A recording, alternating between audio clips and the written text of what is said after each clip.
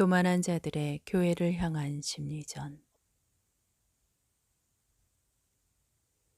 마지막 때가 되면 세계의 입이 극성을 부린다.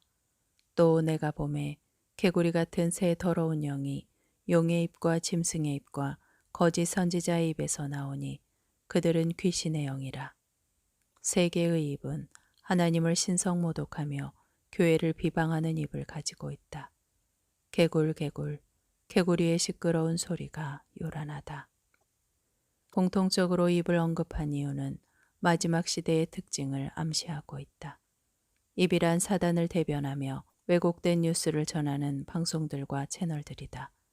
마지막 때에는 그들이 사단의 하수인 노릇을 할 것이라는 암시다. 어둠의 군단들은 언제나 하나님을 대적하며 심판을 위한 진노의 잔을 채워나간다. 아닌 게 아니라 우리 시대는 그와 같은 현상을 목격하고 있다. 미국뿐 아니라 한국도 거의 언론은 좌경화되었고 교회 파괴의 혈안이다. 짐승의 체제에서는 정부와 언론과 경제와 종교와 문화가 모두 짐승을 추종하는 무리로 변한다. 특히 현대 언론은 그들의 목적을 달성하기 위한 심리전 수단으로 발전하였다. 심리전은 선전이나 선동, 기만이나 편향적인 수단으로 상대국 국민이나 군대, 특정 단체의 정신적인 자극을 주어 혼란과 국론의 분열을 유발하는 전술을 말한다. 심리전에는 백색 선전, 회색 선전, 흑색 선전이 있다.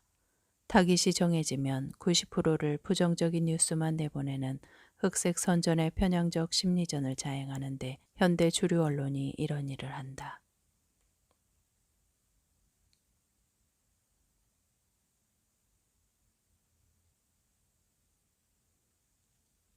심리전의 대상은 정부, 조직, 단체 및 개인이 될 수 있으며 군인에게만 국한되지 않는다. 민간인이나 종교단체, 상대 정당도 표적이 될 수 있다. 중공 같은 공산국가나 사회주의를 추종하는 정당이 가장 고도의 기술을 가지고 있다.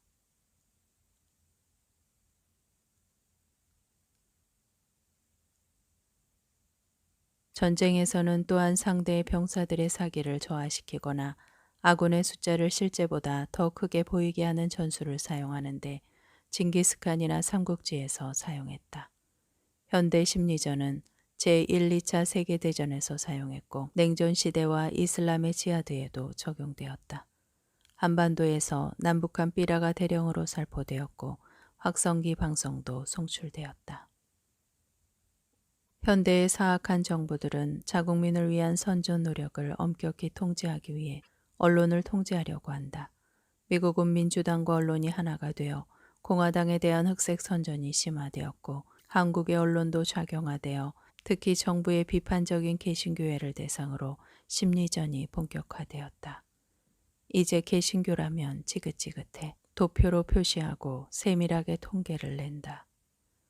물론 교회도 빌미를 제공했다. 기업에서조차 얼마나 감염을 차단하기 위해 노력하는데 교회는 아니란 생각으로 일관하는 신자들이 있었다. 전염병을 구실로 전염병의 온상으로 선전하거나 목사의 타락한 뉴스를 지속적으로 발굴하여 혐오의 집단으로 몰아가고 있다. 반면 교회가 행한 긍정적인 선행은 차단한다. 역사적으로 하나님의 백성은 교만하고 사악한 정부들에 의해 모함을 받고 박해를 받아왔다. 교회의 초기 시대에는 성찬식을 두고 어린아이의 살을 먹고 피를 마신다는 소문을 퍼뜨리기도 하였다. 사실 그들도 지금 이 생이 전부이며 죽음과 함께 끝난다는 사단의 거짓말에 속아 살아가는 것이다.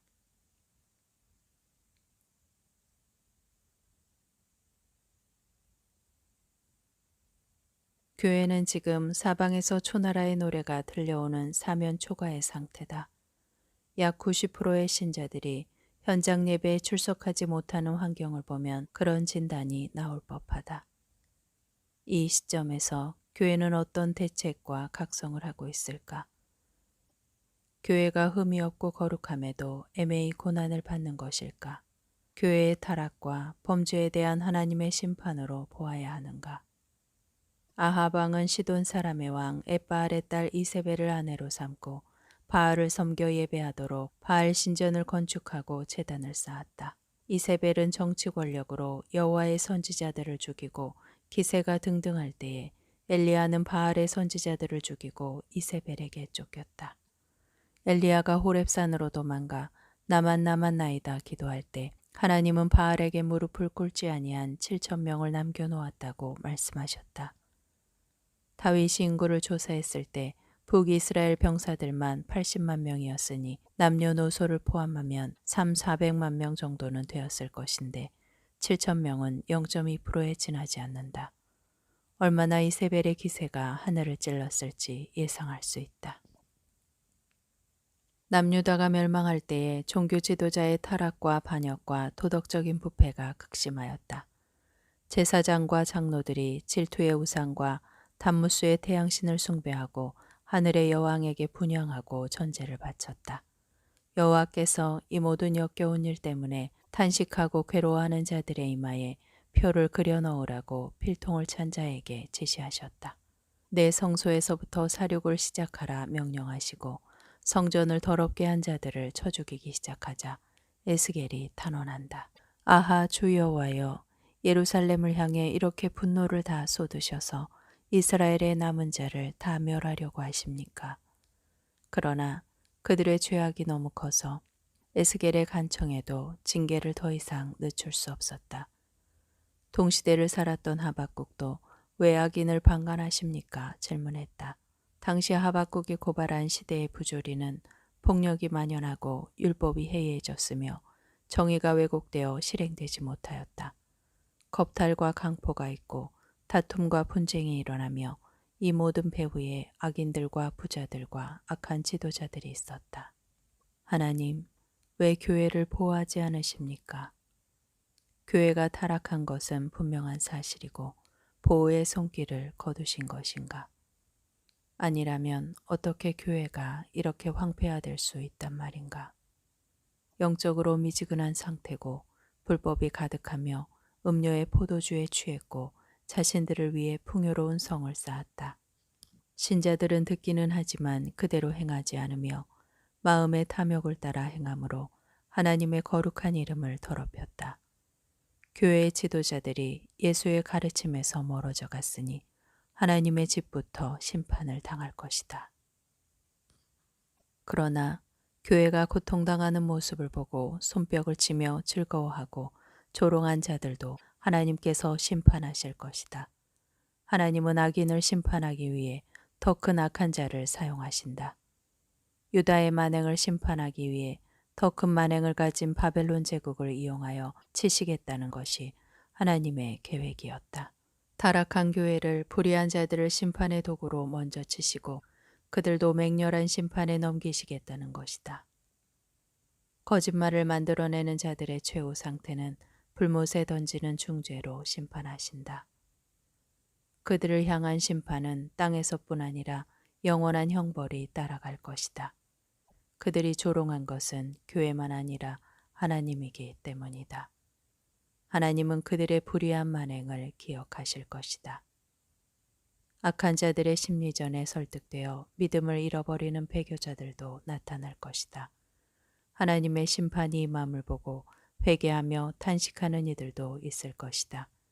하나님의 심판이 임함을 보고도 계속 안락하며 격려하는 이들도 있을 것이다. 근신하라 깨어라.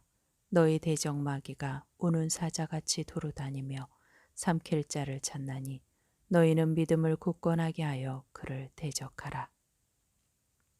사단을 따르는 자들은 밤낮 거짓으로 헐뜯고 중상모략한다.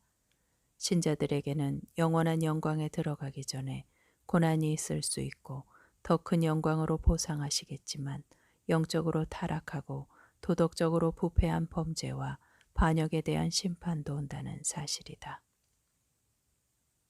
어느 모로 보든지 지금은 마지막 때다. 그러나 교회 내부에서조차 세대주의 종말론이라는 말이나 하며 재림신앙을 조롱하고 깊이 잠들어 있다. 교회가 이렇게까지 몰락했음에도 시대를 외치는 목소리는 들리지 않는 연유는 무엇인가?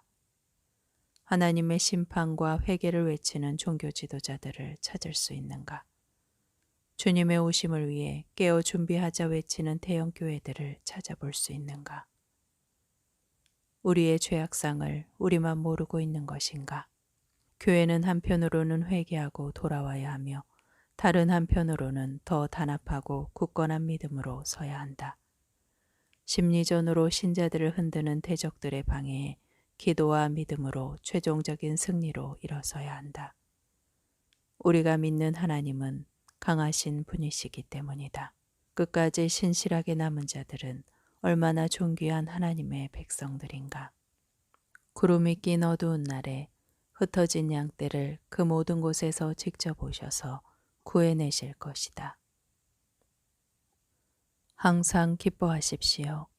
쉬지 말고 기도하십시오. 모든 일에 감사하는 자가 되십시오. 이것이 그리스도 예수 안에서 우리를 향하신 하나님의 뜻입니다.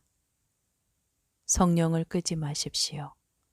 예언적인 말을 업신여기지 마십시오. 모든 것을 조심스럽게 살펴보고 좋은 것을 꼭 붙잡으십시오.